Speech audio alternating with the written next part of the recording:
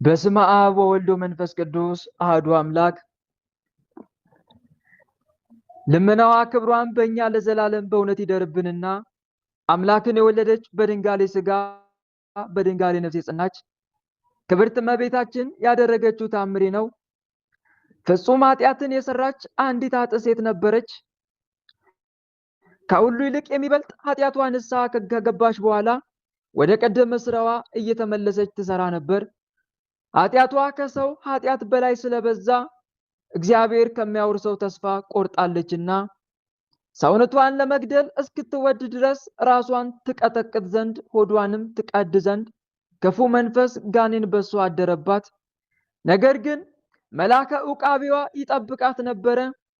ይህችም ሴት ከነፍሷ መለየትና ከመሪር ሞትም የተነሳ ትፈራ ነበረ።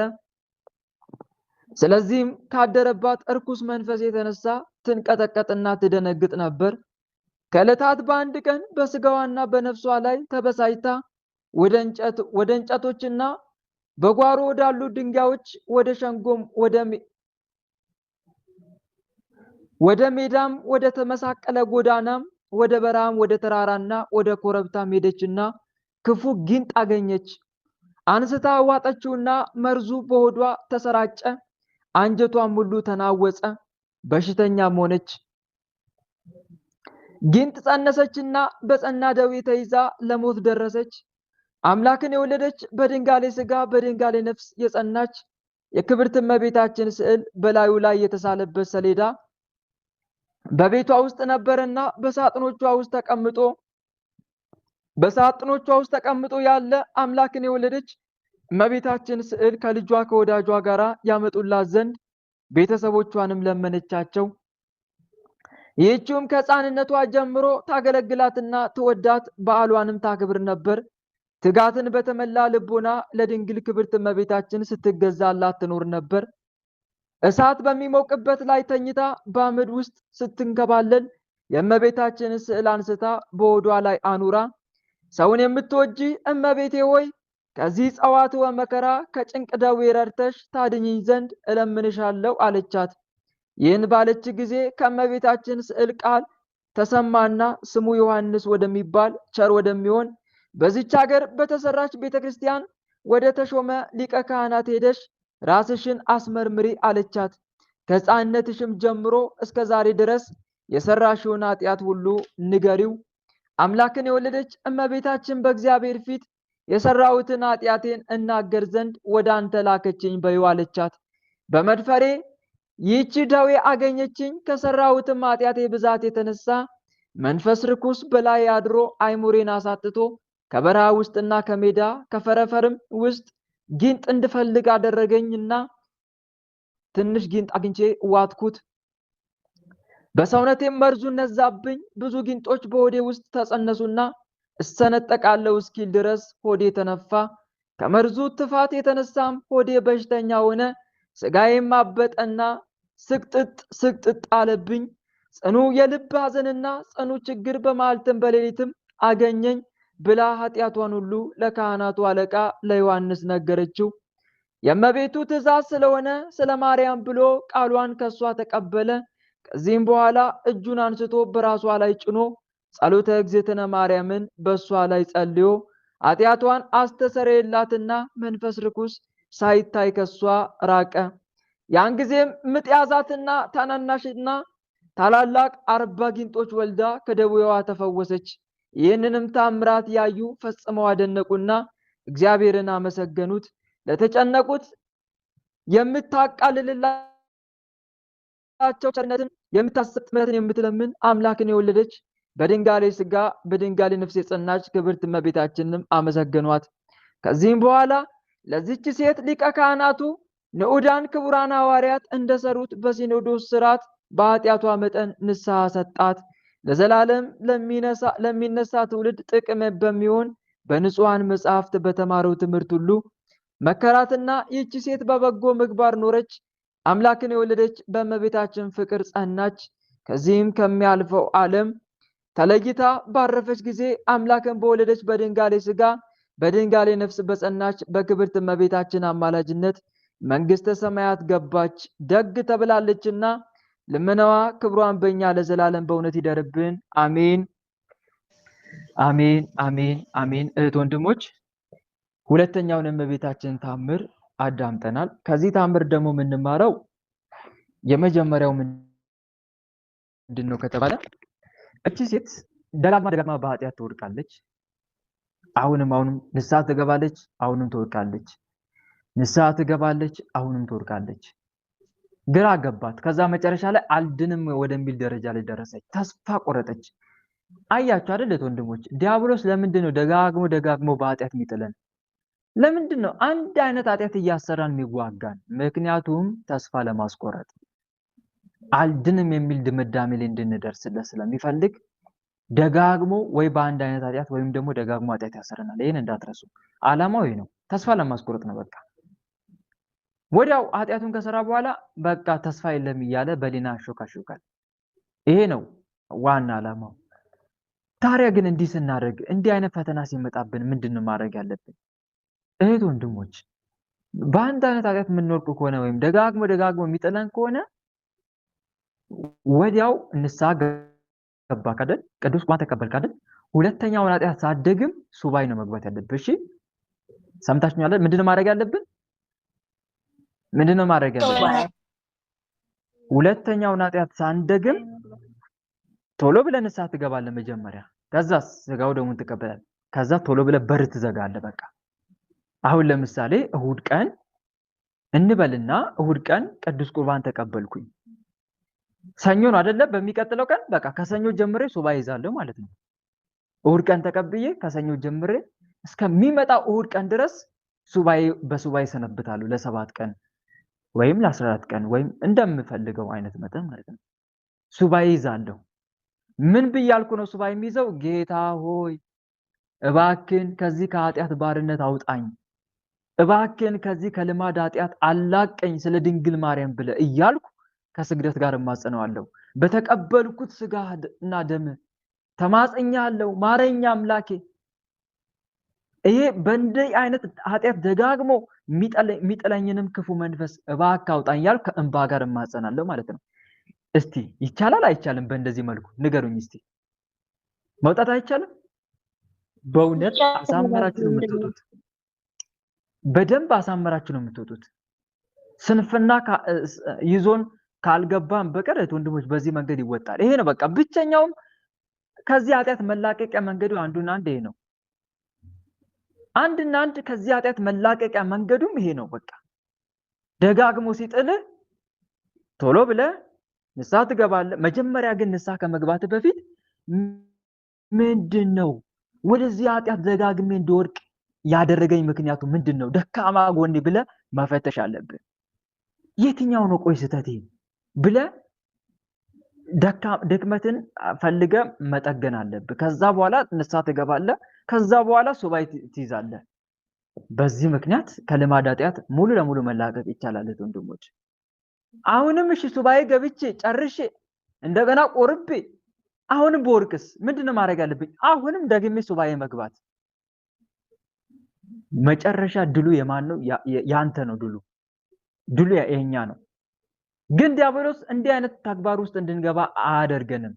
ተስፋ እያስቆረጠ በቃ ንስሐ ሁለተኛ እንዳንገባ ነው የሚያደርገን።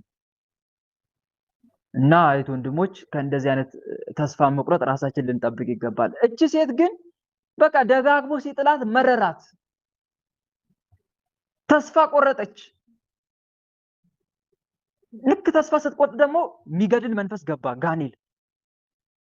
ተመልከቱ፣ መጀመሪያ በምሰራው ኃጢአት ገብቷል። ለምን ይመስላችኋል ግን እንደዚህ አይነት ኃጢአት ደጋግሞ የሚጥለን? የልማድ ኃጢአት። ምክንያቱም ኃጢአቱን ለመጀመሪያ ጊዜ ስንሰራ እሱም ገብቷል፣ ሌላ መንፈስ ገብቷል። ያንን ኃጢአት በምንሰራበት ቅጽበት ሌላ አዲስ መንፈስ ገብቷል። መጀመሪያ ወደዛ ኃጢአት ያስገባንን መንፈስ አለ፣ ሌላ ደግሞ ያንን ኃጢአት ደግሞ ተከትሎ ልክፍቶን የሚገባ መንፈስ አለ። ለምሳሌ እንበል አይነ ጥላ እንበል፣ በምሳሌ ላስረዳ። አይነ ጥላውን ለምሳሌ ግለ ወሲብ ለመጀመሪያ ጊዜ አሰራክ እንበል። ምን አይነት ኃጢአት? ግለ ወሲብ አሰራክ። ማን ያሰራክ? ማን ያሰራው? አይነ ጥላ ልክ ይሄ መንፈስ ኃጢአት ሲያሰራ ግሎሲብ ሲያስፈጽም ግሎሲቡን ስትፈጽም ተከትሎ ደግሞ ሌላ የሚገባ መንፈስ አለ። ለምሳሌ ማን በተለይ ዮሲ ፊልም የምትመለከት ከሆነ ሉሲፈር ይገባል። ሉሲፈር ይገባል ተከትሎ ውሻ በቀደደው ጅብ ገባ ማለት ያደለ ወንድሞች፣ የትኛው ነው የሚከፋው? ሉሲፈር ከባድ መንፈስ እኮ ነው በነገራችን ላይ ከአይነ ጥላ ይልቅ። ከአይነ ጥላ መንፈስ ሉሲፈር ይከፋል። እንደ ሉሲፈር ሳጥናኤል እነኚህ መናፍስቶች ይከብዳሉ ከነ አይነ ጥላ ከሌሎቹም ከነዛር ቡዳ ከሌሎቹ መናፍስቶች ማለት ነው። እነኚህ መናፍስቶች በእነሱ ስር ነው ያሉት። በእነሱ ስር ነው ያሉት። አለቃ አላቸው፣ በአጭሩ ደረጃ አላቸው ሁሉ መናፍስት። ታዲያ እነኚህ መናፍስት ከገቡ ደግሞ ከዛ ኃጢአት መውጣት በጣም ይከብዳል። ከዚህ ከግሎሲብ በቀላሉ መላቀቅ አትችልም። አሳልፎ የሰጠ ግሎሲብ አሰርቶ አሳልፎ ለእነኚህ መናፍስት የሰጠ ማን ነው?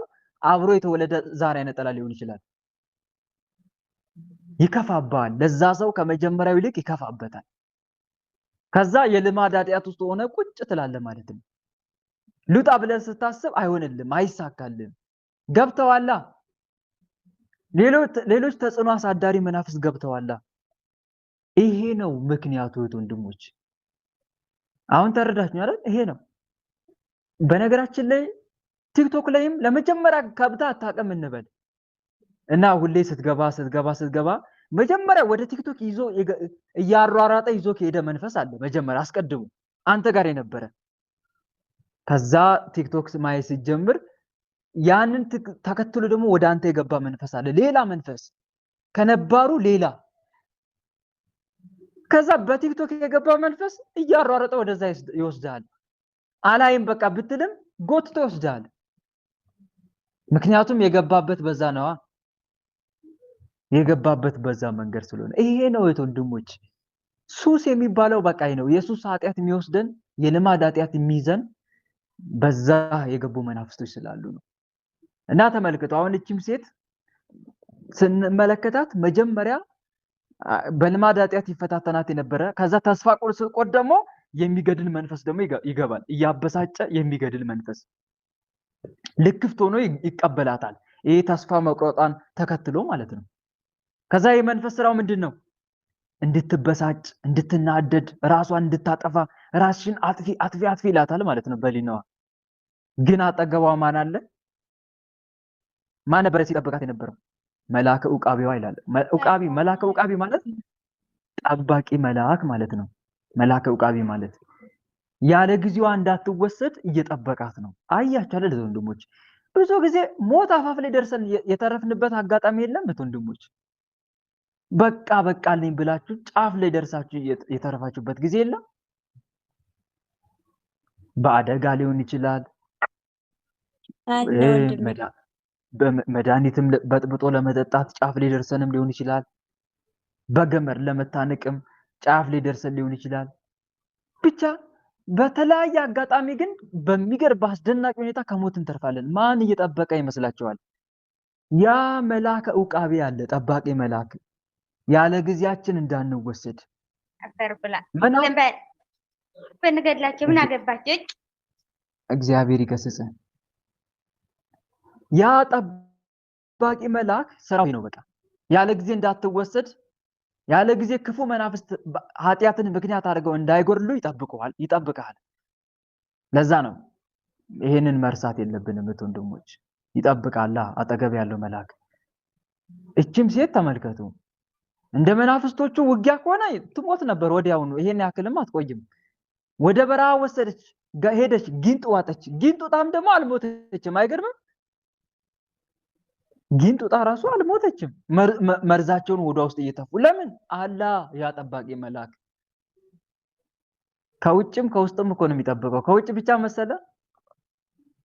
ውጭ ካሉት መናፍስት እኮ ብቻ ነው የሚጠብቀው። ውስጥም ካሉት መናፍስት ጭምር ነው የሚጠብቀው። ሌላ ወሬውና ከዚህ ውጣ ብንገላቸው ምን አገባ? እግዚአብሔር ይገስጻቸው። ውጭ ካለው መናፍስት ብቻ ሳይሆን የሚጠብቅ ውስጥም ካለው መናፍስት ጭምር ነው የሚጠብቅ። መናፍስት ደግሞ በውጭም በውስጥም እኮ ጠላቶች አሉብን። በውጭም ጠላቶች አሉ፣ በውስጥ ያደፈጠ መንፈስም አለ፣ በውጭም ልክ እንደዛው። እና ተመልከቱ፣ ጠበቃት፣ አልሞተችም፣ ግን ባደረገችው ጥፋት ተማራለች፣ ተጸጽታለችም። በአጭሩ ሲኦልን በምድር ላይ ያየች ነው ማለት እኮ ይቻላል። እግዚአብሔር አምላክ የራስን ማጥፋት መጨረሻውን በምድር ላይ ያሳያት እኮ ነው። እንግዲያውስ በምድር ላይ ጊንጥ ውጠሽ ይሄን ያክል ከተሰቃየሽ አስቢው የሲኦልን ስቃይ ያላት እኮ ነው ፈጣሪ። ራስን ማጥፋት ምኑ ነው ጥቅሙ? ይሄው በምድር ላይ እስቲ የሲኦልን ቅምሻ ቀመሻት እየተባለች ነው፣ እያየችው ነው። አልቻለችም፣ ከአቅሟ በላይ ሆነባት። ቢጨንቃት ወደ የመብራን ስዕል አምጡልኝ አለች። አይገርምም? ግን ወንድሞች እስቲ አሁን እሷ እንዲህ ብላ ነው ያሰበችው በዛ ሰዓት። በዚህ እንዴ ራሴን አጥፍቼ ሲኦል ገብቼ ቢሆን ኖሮ ስቃዩ ከዚህ በላይ ይከፋ አልነበረም እንዴ? በምድር ላይ በጊንጥ ምክንያት ይሄን ያክል ስቃይ ካገኘኝ፣ መቋቋም የማልችል ስቃይ ካገኘኝ፣ ራሴን አጥፍቼ ሞቼ ቢሆን ኖሮማ ሲኦልማ ምን ያክል አንገብጋቢ የሚያንገበግብ የሚለበልብ ስቃይ ይጠብቀኝ ይሆን? እያስተማራት ነው እኮ በትንሽ መከራ የሲኦልን መከራ እያሳያት እኮ ነው። አትመኙ ራስን ማጥፋት እያላት እኮ ነው። እና ወንድሞች ብዙዎቻችን መናፍስት ራሳችን እንድናጠፋ ለማድረግ ሲፈልግ በህሊናችን ያንሾካሹካል። ምን እያለ ከጭንቀታችን ሊያላቀቀን የሚችል ብቸኛው አማራጭ ራስን ማጥፋት እንደሆነ ደጋግሞ ይነግረናል። በህይወት ዘመናችን የገጠመን ችግር በሙሉ ከፊታችን እየደቀነ ይሄ ራስን የማጥፋት ሐሳብ ከመቀበል ውጪ ሌላ ምንም አይነት አማራጭ እንደሌለን አድርጎ ያሳየናል። አንዳንዴም ራስን ማጥፋት የጀግኖችና የቆራጥ ሰዎች ውሳኔ እንደሆነ አድርጎ ያሳስበናል። ከሞት በኋላ ግን አይደለም ልንናገረው ልናስበው የማንችለው መራራ ሞት መፈጠርን የሚያስመርር ስቃይ እንዳለ ግን አይነግረንም። ትዝ ቢለን እንኳን ትኩረት እንዳንሰጠው ነው የሚያደርገን። ያቺ አስከፊ ቦታ እህት ወንድሞች፣ በእውነት ምንም ቢሆን በህይወት ዘመናችን የምመክራችሁ ራስን ማጥፋት የሚባል ሐሳብ አይደለም ልታስቡት ውልብ እንዲልባችሁ እንኳን አልመክራችሁም። ለምን? እዚህ ምድር ላይ ያለውን ስቃይ አይደለም ማየት ያለብህ። ልክ ነፍስ ከስጋ ከተለየሽ በኋላ እዛ የሚጠብቅን መራራ ሞት፣ እዛ የሚጠብቅን እረፍት የሌለው ስቃይ ታስታውሳላችሁ። ሳምንት የሆነ ታሪክ ነገራችሁ ነበረ። ያቺ ልጅ ሞኖክሲቷ ማለት ነው ገና ከመመንኮሷ በፊት እኔ በቃ እንደ እናቴ ዘማዊኝም ብኖር ይሻለኛል ብላ ደምድማ ነበረ። ከዛ ያ አስፈሪ ሰው መጣን፣ አንቺ ምን እያሰብሽ ነው ብሎ ነፍሷን ማን ነው ወስዷት የአባቷን እረፍት አሳያት። የእናቷንም እናቷ ታዲያ ምን ይላል መሰላችሁ? እኔ ንባቡን ሳነበው ከስቃዩ የተነሳ ጥርሷ አያርፍም ይላል፣ እየተንቀጫቀጨ በቃ ሰውነቷ አያርፍም። ሳሉት እስቲ በሊናችሁ ምን አይነት የሚከብድ ስቃይ ውስጥ እንዳለች እናቲቱ ማለት ነው። ወየው እያለች ነበር የምታለቅሰው። እና እህት ወንድሞች ይህንን ስቃይ ቦታ እናስበው። በምድር ላይ የምንቀበለው ማንኛውም መከራ፣ ማንኛውም የሚገጥመን መከራና ስቃይ ከሲኦልና ከገሃነም አስከፊ ስቃይ አይነጻጸርም በጭራሽ። ለምን ይመስላችኋል ቅዱስ ቶማስ በቁሙ ቆዳው ሲገፈፍ የታገሰው? ለምን ይመስላችኋል ሰማዕታት እነ ቅዱስ ጊዮርጊስ በመዶሻ አናታቸው ተበርቅሷል? ቅዱስ ጊዮርጊስ እኮ በመዶሻ አናቱን እኮ በርቅሰውታል። አይከብድም? አስባችሁታል? እስቲ እንኳን በሆነች ነገር ጭንቅላታችን ስንቀወር ምን ያክል ህመም እንዳለው። ቅዱስ ጊዮርጊስን ግን አስቡት፣ መዶሻ አንስቶ ጭንቅላቱን እንደዛ ይመቱት፣ እንትኑ ያደርጉት፣ ይቀጠቅጡት ነበር በመዶሻ እስኪፈርስ ድረስ ጭንቅላቱ። እንዲህ አይነት ስቃይ ነበር የተቀበሉ። ለምን ይሄን ሁሉ ስቃይ ታገሰ? ቅዱስ ቶማስ እንደነገርኳችሁ በቁሙ እንዴ ከብት እንኳን እኮ ሲታረድ ታርዶ እኮ ነው ቆዳው የሚገፈፈው እንጂ በቁም አይገፈፍም ከብት ራሱ። ግን ቅዱስ ቶማስ በህይወት እያለ ነበረ ቆዳው የተገፈፈው። ቆዳው መገፈፍም አልበቃ ብሏቸው በሆምጣጤና በጨው አድርገው ቁስሉን ያሹት ነበረ፣ ሰውነቱን ስጋውን ማለት ነው እንዲመዘምዘው። ለምን የሁሉ ስቃይ ተቀበለ? ምክንያቱም በምድር ላይ የሚቀበሉ ስቃይ ከየትኛው ስቃይ ጋር አይነጻጸርም? ንገሩኝ እስቲ። ከየትኛው ስቃይ ጋር አይነጻጸርም? ከገሃነም ከሲኦል ስቃይ ጋር አይነጻጸርም። ምንም ማለት አይደለም። እዚህ ምድር ላይ የሚደርስብን ሁሉ ከሁለተኛው ሞት ጋር ሲነጻጸር እዚህ ምድር ላይ የሚደርስብን ምንም ማለት አይደለም። እናት ወንድሞች፣ ያችን የስቃይ ዓለም አስቧት። ጠላት ዲያብሎስ ራስን የማጥፋት ሐሳብ በሌናችን ሲታክ ምንጊዜም ትግል የሚገባው ያችን የሲኦል ስቃይ መከራዋን እናስባት። እጥፍ ሚሊዮን እጥፍ ጊዜ ወይ በሰው እጅ ብንገደል ራሱ የፈጠረን አምላክ ራሱ ነፍሳችን ከስጋችን ቢወስድ ይሻላል ራሳችን ከምናጠፋ።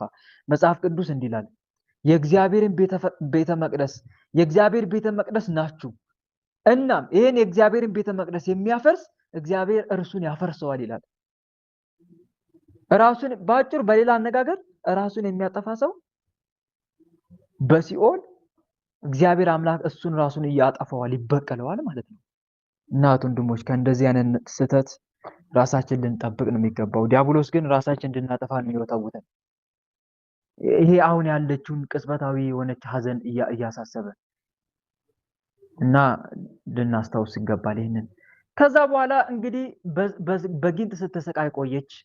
እመቤታችን አሰበቻት። ምክንያቱም ድሮ ታገለግላት ነበረ፣ ትወዳት ነበር በፍጹም ልቧ። እመቤታችን እጅ ትነሳት ነበረ። ትዝ አለቻት።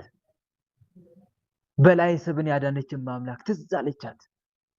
ከዛስ የመብርሃንን ስዕል አምጡልኝ አለች።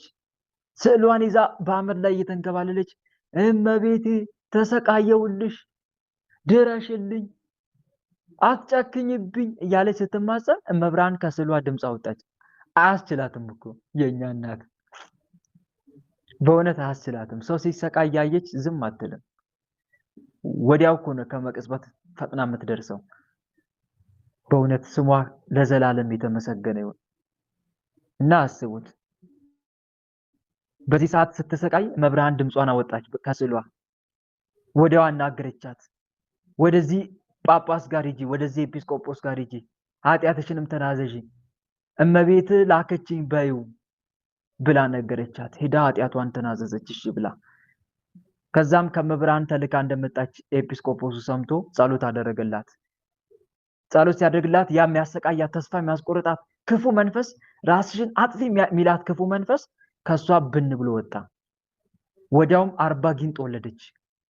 ጊንጦቹ እዛ ተዋልደው ማለት ነው ሆዷ ውስጥ ተፈልፍለው። ከዛም ነፃ ሆነች። አስተማራት። ሁለተኛ ወደ ኃጢአት እንዳትመለስ በንስሐ ሕይወት ኖረች። የመጨረሻው ከዚህ ተአምር የምንማረው ምንድነው? ኃጢአትን መናዘዝ እንዳለብን ነው። እህት ወንድሞች፣ መጽሐፍ ቅዱስ እንዲህ ይላል፣ ኃጢአቱ የተከደነችለት በደሉም የተደመሰሰችለት ሰው ምስጉን ነው ይላል። መዝሙረ ዳዊት መዝሙር 30 ቁጥር 1። መተላለፉ የቀረችለት ኃጢአቱም የተከደነችለት እግዚአብሔር በደልን የማይቆጥርበት ሰው ምስጉን ነው ይላል። እውነት ነው። ታዲያ ኃጢአታችን የሚሰረየው ደግሞ ምን ስንሆን ነው? ንስሐ ስንገባ፣ በካህኑ ፊት ስንናዘዝ ነው። ልክ ዳዊት ኃጢአቴን ለአንተ አስታወቅኩ፣ በደሌንም አልሸፈንኩም፣ ለእግዚአብሔር መተላለፌን እነግራለሁ፣ አንተም የልቤን ኃጢአት ተውክልኝ እንዳለ መዝሙር 31 ቁጥር 5። ኃጢአትን ለእግዚአብሔር እንዴት ነው? በካህኑ አማካኝነት። ቤተክርስቲያን በካህኑ ትወከላለች፣ ወይም ደግሞ ካህናት አይንተ እግዚአብሔር እንደሚሉ ልክ አካን ለኢያሱ ኃጢአቱ እንደተናዘዘ ማለት ነው። መጽሐፈ ኢያሱ ምዕራፍ 5 ቁጥር መጽሐፈ ኢያሱ ምዕራፍ 7 ላይ እንደተጻፈው ማለት ነው። ምዕራፍ 7 ልጅ ሆይ ለእግዚአብሔር ለአምላክ ተናዘዝ፣ ያደረገውንም ንገረኝ አትሸሽገኝ አለው። ለአምላክ ተናዘዝ፣ ያደረገውንም ንገረኝ አለው። ተመልከቱ፣ ተናዘዝ እያለ ያለው ለማን ነው? ለፈጣሪው። ንገረኝ እያለ ያለው ለማን ነው? ለራሱ። ምክንያቱም ለኢያሱ መናገር ለማን መናገር ስለሆነ? ለማን መናገር ስለሆነ? ለእግዚአብሔር፣ ለክርስቶስ። ዛሬ ደግሞ በኢያሱ ቦታ ተተክተው ኃጢአትን የማስተሰረይ ስራ የሚሰሩት እነማን ናቸው ከተባለ አይንተ እግዚአብሔር ካህናት ናቸው ማለት ነው። ለእነሱ መናገር ደግሞ ለፈጣሪ መናዘዝ ነው ማለት ነው። ኃጢአቱን የሚሰውር አይለማም ይላል መጽሐፈ ምሳሌ ምዕራፍ 28 ቁጥር 13 ላይ ኃጢአቱን የሚሰውር የሚሸሽግ የሚደብቅ ሰው አይለማም፣ የሚናዘዝባትና የሚተዋት ግን ምሕረትን ያገኛል ይላል። ከአምላኩ ከፈጣሪው ምሕረትን ያገኛል። ስለዚህ ወንድሞች ኃጢአታችን ልክ አርጋኖን ላይ አባ ጊዮርጊስ እንዳለው ኃጢአቴን ለምን እሰውራለሁ አይደል አለው። በደሌን ለምን እሰውራለሁ? በእርሱ ፊት ሁሉም ነገር የተገለጠ ሆኖ ሳለ ለምን ራሴን እንዳልሰራ ሆኜ እቆጥራለሁ? ለምን አልናዘዝም እያለ አባ ጊዮርጊስ ራሱን ሲወቅስ በአርጋኖን ጸሎት ላይ እናነባለን። አርጋኖን ምን ላይ ነበር? እስቲ አርብ ነው ቅዳሜ? አስታውሱ። ምን ላይ ነው? ቅዳሜ ላይ ኃጢአቴን እናዘዛለሁ ለምን እደብቃለሁ እያለ ይናገራል። እና ወንድሞች እኛም ስለዚህ ኃጢአታችንን ደብቀን መኖር የለብንም። አንደኛ ተስፋ መቁረጥ የለብንም። መጽሐፍ ቅዱስ ጻድቅ 7 ጊዜ ይወድቃል ይነሳማል፣ ኃጥአን ግን በክፉ ላይ ይወድቃሉ ይላልና 7 ጊዜ ይወድቃል። 7 ጊዜ ይወድቃል ማለት እኮ በቁሙ 7 ጊዜ ብቻ ወድቆ በቃ 8ኛ አይወድቅም ማለት እኮ አይደለም። ደጋግሞ ይወድቃል፣ ግን ወርቁ አይቀርም ይነሳል እንደማለት ነው። ወርቁ አይቀርም፣ ብዙ ጊዜ ቢወድቅም ብዙ ጊዜ ጻድቅ ይነሳል እንደማለት ነው። መጽሐፈ ምሳሌ ምዕራፍ 24 ቁጥር 16 ላይ ማለት ነው። እና ተስፋ አትቁረጡ እሺ እህቶቼ ወንድሞቼ። እና ደግሞ በጣም በቃ መወጣት ያቃታችሁ ነገር ካለ ለመብራን አሳልፋችሁ ስጧት። ልክ እንደዚች ምስኪን ሴት ስጧት አሳልፋችሁ። ሱባኤ እንኳን ብትገቡ እመብራንን እየተማጸናችሁ በእመብራን ስም ቸሩ መድኃኔዓለምን መማጸን። በእናቱ ሲማጸኑት የሚጨክን አምላክ አይደለምና። እና አንድ የምንማረው ትምህርት ይሄ ነው ማለት ነው። በእውነት የእመቤታችን ረድኤትና በረከት በእኛ ላይ ይደርብን፣ አሜን። በረከታት ያለ ዛቲ እግዝእትነ ቅድስት ማርያም ወላዲተ መድኃኒነ ሃሌሉያ ሃሌሉያ ሃሌሉያ የአሉ ላዕለ ኩልነ ሕዝብ ለመስቀልከ እግዚኦ ንፌኑ ስብሐት ሃሌሉያ ሃሌሉያ ሃሌሉያ ሰላም ለከ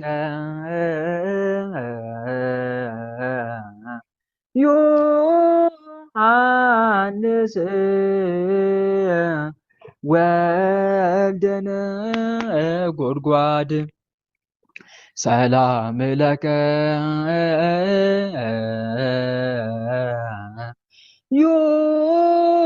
ዮሐንስ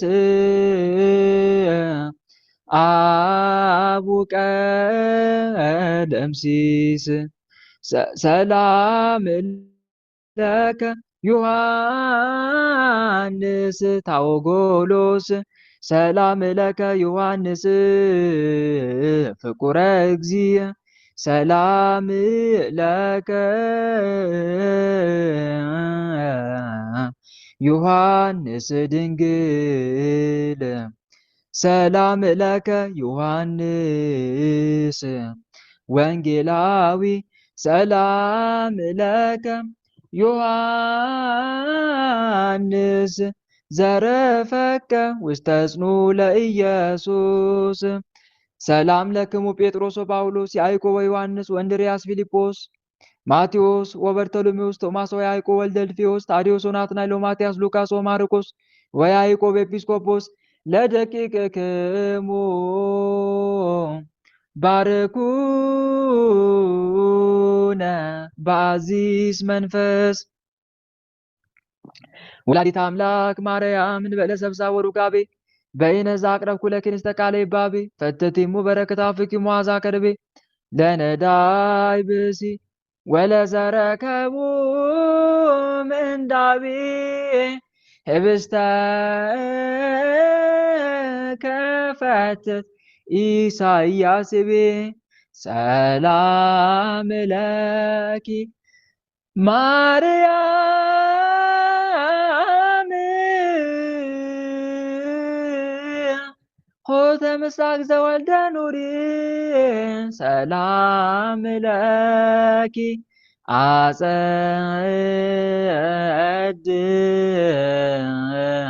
ዘእስከደሪ ሰላም ለኪ እንተ ወለድኪ ፈጣሪ ሰላም ለኪ ዝድልተ ንጻሬ ሰላም ለኪ ስርጉት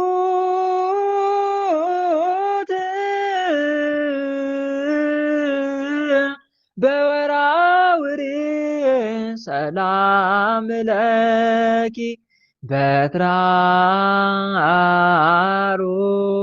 በትራሮን ጸዋሪተ ፍሬ ሰላም ለኪ ምስለ ዝማሬ ንሰግር ለኪ ሶበ ይትነበብ መጽሐፈ ተአምርኪ በሰላምኪ አነባረኪ ስብሐት ለኪ ማርያም በውልቆ ኩሉ ስርትያስ እመቤቴ ቅድስት ድንግል ማርያም ሆይ በራስ ፀጉሬ ቁጥር አመሰግንሻለሁ። ስብሐት ለኪ ማርያም በውልቆ ኩሉ ዘተረየ እመቤቴ ቅድስት ድንግል ማርያም ሆይ በሚታየ ቁጥር አመሰግንሻለሁ። ስብሐት ለኪ ማርያም በውልቆ ኩሉ አጸምትየ እመቤቴ ቅድስት ድንግል ማርያም ሆይ በአጽሞቼ ቁጥር አመሰግንሻለሁ። ስብሐት ለኪ ንግሥትየ በውልቆ ኩሉ ዘኢያስተራየ ስብሐተ ድንግልናኪ ዘልፈ ይነግር አፎየ ከእመቤታችን ከንጽሕተ ንጹሐን ከቅድስተ ቅዱሳን ከድንግል ማርያም ረድኤት በረከቷን አምላካችን መድኃኔዓለም ያሳትፈን። ወለላይቱ እናታችን ቅድስት ድንግል ማርያም ጣዕሟን፣ ፍቅሯን፣ ረድኤቷን፣ በረከቷን በእኛ ላይ ታሳድርብን። ተአምሯን ለመስማት እንዲህ እንደተሰባሰብን ብሩክ እጆቿን በእኛ ላይ ጭና ትባርከን። የምንወዳት የምናከብራት የምንገዛላት ወለላይቱ እናታችን ድንግል ማርያም በተወዳጅ ልጇ መንግስት ታስበን። እናታችን ቅድስት ድንግል ማርያም በዚህ ዓለም በሚገጥመን ፈተና ሁሉ ፈጥና ደርሳ አለሁላችሁ ልጆች የተበለን የሚፈታተንን የጠላት ዲያብሎስን ክንፉን ትስበርልን፣ ከእግራችን በታች ትጣልልን። እናታችን ቅድስት ድንግል ማርያም በረድኤት በበረከት ትጎብኘን፣ አሜን። አባታችን ሆይ በሰማያት የምትኖር ስምህ ይቀደስ፣ መንግስት ትምጣ፣ ፈቃድህ በሰማይ እንደሆነች እንዲሁም በምድር ትሁን። የዕለት እንጀራችንን ስጠን ዛሬ፣ በደላችንንም ይቅር በለን እኛም የበደሉንን ይቅር እንደምንል። አቤቱ ወደ ፈተና አታግባን ከክፉ ሁሉ አድነን እንጂ መንግስት ያንተ ናትና ኃይል፣ ክብር፣ ምስጋና ለዘላለሙ አሜን። እመቤታችን ቅድስት ድንግል ማርያም ሆይ በመልአኩ በቅዱስ ገብርኤል ሰላምታ ሰላም እንልሻለን። በሐሳብሽ ድንግል ነሽ፣ በስጋሽም ድንግል ነሽ። የአሸናፊ የልዑል እግዚአብሔር እናት ሆይ ሰላምታ ለአንቺ ይገባሻል። ከሴቶች ሁሉ ተለይተሽ አንቺ የተባረክሽ ነሽ፣ የማኅፀንሽም ፍሬ የተባረከ ነው። ጸጋን የተመላሽ ድንግል ሆይ ደስ ይበልሽ። ጸጋን የተመላሽ መመኪያችን ሆይ ደስ ይበልሽ። ጸጋን የተመላሽ አማላጃችን ሆይ ደስ ይበልሽ። ልዑል እግዚአብሔር ከአንቺ ጋር ነውና ከተወደደው ልጅሽ ከጌታችን ከመድኃኒታችን ከኢየሱስ ክርስቶስ ዘንድ ይቅርታንና ምሕረትን ለምኝልን ኃጢአታችንም ያስተሰርይልን ዘንድ ለዘላለሙ አሜን አሜን አሜን አሜን። እህት ወንድሞች፣ የእመቤታችን ታምር አዳምጠን ተመልሰናል። በእውነት የእመቤታችን ረድኤትና በረከት ይደርብን፣ አሜን።